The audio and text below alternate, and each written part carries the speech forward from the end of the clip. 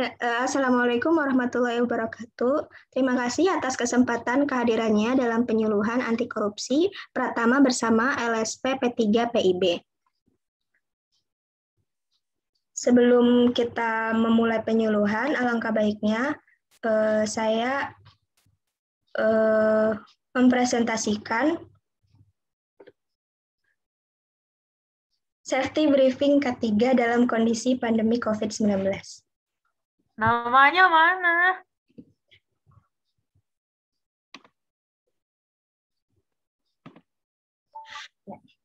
Apakah sudah terlihat?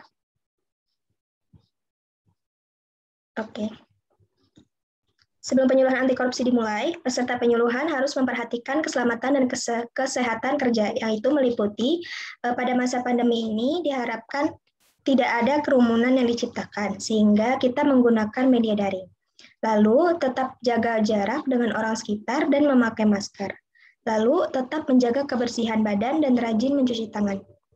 Jika terjadi gempa, maka penyuluhan akan kita hentikan dan silakan mencari tempat berlindung yang aman. Pastikan semuanya dalam kondisi sehat dan tidak menunjukkan gejala sakit ringan maupun berat. Ya.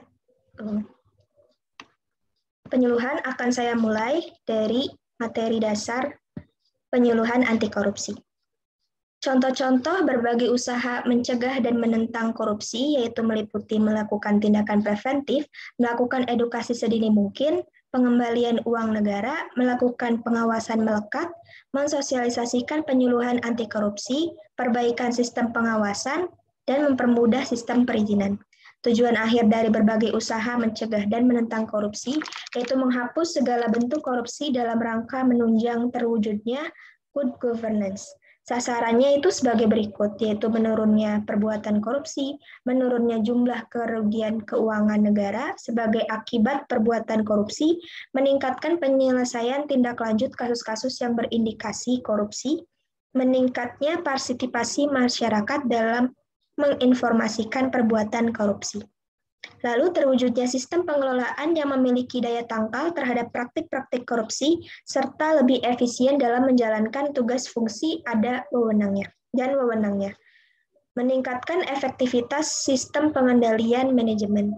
Lalu ada indikator keberhasilan pemberantasan korupsi, di mana menurunnya presentasi tindak pidana korupsi, kepercayaan publik terhadap pemerintah menguat, pengembalian uang negara meningkat, sistem pengawasan melekat pada instansi-instansi, efektivitasnya meningkat. Ada referensi atau role model,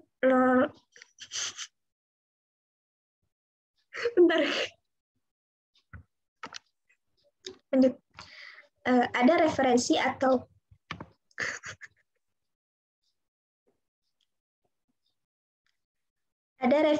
atau role model negara, daerah, atau instansi yang anti korupsi. Di antaranya ada Denmark, Finlandia, Norwegia, dan Swedia. Baik, terima kasih. Berikut, terima kasih atas partisipasinya dalam materi dasar penyuluhan anti korupsi ini. Assalamualaikum warahmatullahi wabarakatuh. Bentar ya, lanjut ya. Azannya kedengeran nggak sih? Enggak. Oke. Assalamualaikum warahmatullahi wabarakatuh. Hari ini saya akan membawakan penyuluhan membangun bisnis berintegritas. Di mana pengertian korupsi menurut Kamus Besar Bahasa Indonesia yaitu korupsi berarti penyelewengan atau penggelapan uang negara atau perusahaan dan sebagainya untuk kepentingan pribadi maupun golongan. Lalu dalam pengertian Black Law Dictionary, korupsi adalah sesuatu perbuatan dari sesuatu yang resmi atau kepercayaan seseorang yang mana dengan melanggar hukum dan penuh kesalahan memakai sejumlah keuntungan untuk dirinya sendiri atau untuk orang lain yang bertentangan dengan tugas dan kebenaran-kebenaran lainnya. Fraud sebagai bentuk kejahatan dengan penipuan sebagai modus operasi utama, termasuk dengan kesenjangan atau tindakan untuk memperoleh suatu properti atau uang dengan tipu muslihat, penipuan, atau bentuk lainnya. Ada jenis-jenis fraud, di mana 1. Konflik kepentingan, 2. Penyuapan, 3. Gratifikasi ilegal, dan pemerasan. Apa sih yang disebut uang pelicin, gratifikasi, dan suap itu?